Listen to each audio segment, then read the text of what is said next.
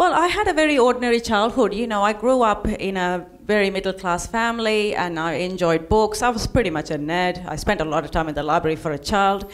And yet, when I was about 10, 11 years old, they burnt down the library, state library, and I think that situation politicized me, because I became aware that there was something wrong, because again, burning down the books was a way of oppression.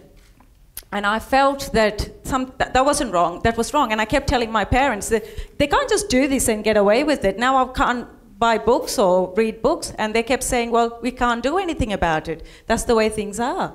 And as I grew up, by the time I was 14, 15, the Civil War had escalated so much around me that we couldn't even go to school properly. And it was fear that we lived every day, that, you know, that we could be randomly bombed, we could go out on the street, we could be taken away by the soldiers, we could be raped, murdered, and we heard these stories constantly around us. And again, my mother would say to me, you know, just pray to God. And I found that God wasn't listening at that time. So I thought, well, I've got to do something. And I felt that everybody has to take responsibility for themselves, the way you think and act. And to constantly expect somebody else was going to save you wasn't the way to live, because each one of us is important and we all have to make a stand for ourselves.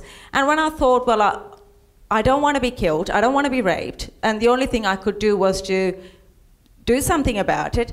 And I think at that time, the only option I had was to go and join the rebels, because there was no judicial system. The perpetrators were the people who were supposed to protect us, the soldiers, the police. There was no such thing. So I thought, well, at least here, these young men are picking up guns and doing something about it.